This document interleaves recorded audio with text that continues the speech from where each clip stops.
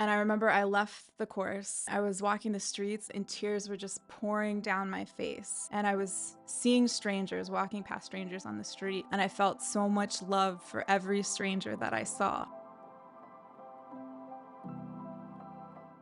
I've done around 25 or so silent Vipassana meditation courses now. Most of the courses were 10 days long, but a few were slightly more advanced courses called Satipatthana Suttas. Those are 8 days long. And I've also done a 20-day silent course.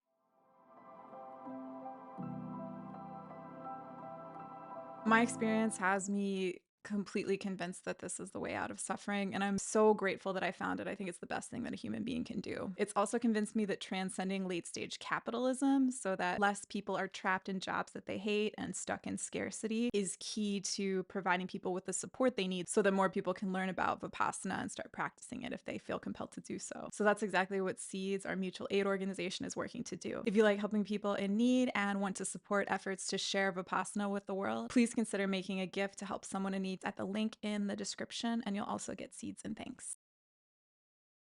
So when I was around, I think 27 years old or so, I was living in Manhattan in Washington Heights specifically, and something came over me, and maybe it had to do with like my Saturn return or whatever, but I felt this strong compulsion to start exploring spirituality again. When I was a little kid, I really felt like there was something in the Christian church that I grew up in, some presence, and that faded as I became aware of the patriarchy and problematic design of organized religion, in my opinion. But since that was what I was familiar with and it was sort of my starting point, the first place I went when I was 27 and revisiting spirituality in a more direct way was a Christian church on the Upper West Side. So I went to a service there. It was surprisingly, or not surprisingly, kind of super marketing-y and like salesy, and it really felt inauthentic and it wasn't for me. And so over a short amount of time, I ended up discovering the Bhakti Center in Lower Manhattan. A friend suggested that I do this course taught by two monks. The course was about the Enneagram, and in that context, it was intended to be used as a tool to help us understand how our personalities are sort of constructs sitting on top of the more real and the deeper spiritual beings. So I'm sitting in this course with these two monks. One was exactly my age, so they weren't like old men. One had previously been an investment banker. And that monk in particular was so kind and just open. And at a certain point, he said that he had prayed for a friend. And that was when he then connected with the other monk he was teaching the course with. And something about the way that he said that was so pure and so beautiful that I had this enormous heart opening like I'd never experienced before in my life. And I remember I left the course. It was at like 20th and Broadway. I was walking the streets and tears were just pouring down my face. And I was seeing strangers, walking past strangers on the street, and I felt so much love for every stranger that I saw. And I ended up just walking north like over 50 blocks.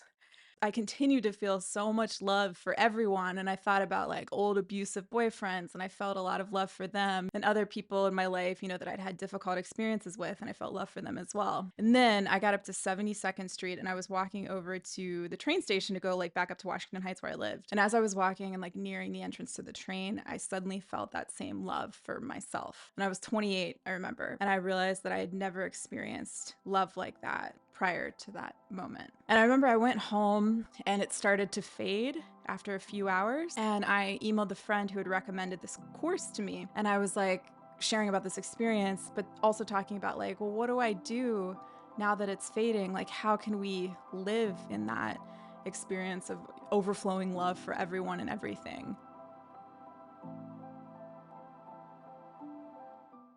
Not too long after that, I decided to do a second course with these monks, and there was another student in that class. And at one point, she wasn't talking to me, she was speaking to somebody else entirely. She was like across the room, and she just happened to mention the word Vipassana. I went up to her and I asked her to spell it, and I Googled it immediately after that class ended, and I saw that I was able to get on the wait list to a course at the Goenka Center in Massachusetts. I ended up getting in off the wait list, and that was my first Goenka course. S.N. Goenka is probably the best known Vipassana teacher in the West. He's been able to scale these centers around the world. There are over 200 centers now that you can attend for free, and I was very grateful for that because it meant that a center was available to me 3 hours from where I was living at that time.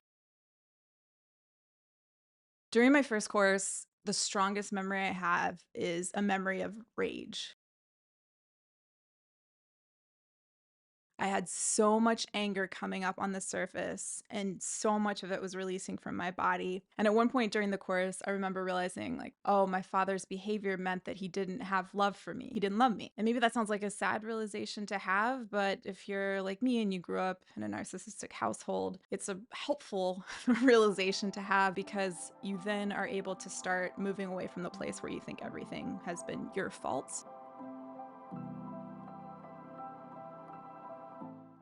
Also, a huge event during that first course for me was the surfacing of what turned out to be a repressed memory. A memory that I had repressed for over 10 years came back in. It was as though, with the trauma, that I'd split it off in my psyche and stored it somewhere in my body. And then through the Vipassana, I was able to recover it and sort of reintegrate it. And that memory was of a rape when I was a teenager.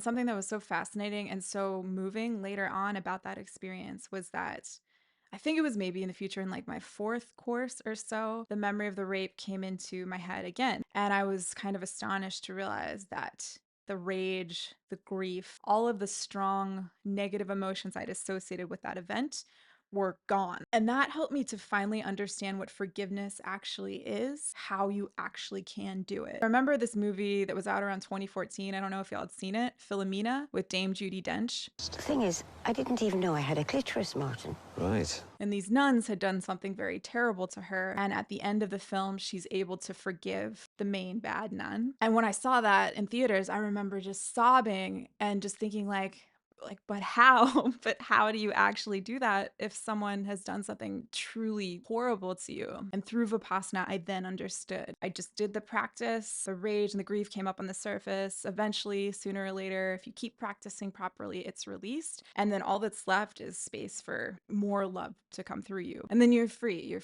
like literally free of the trauma of that memory.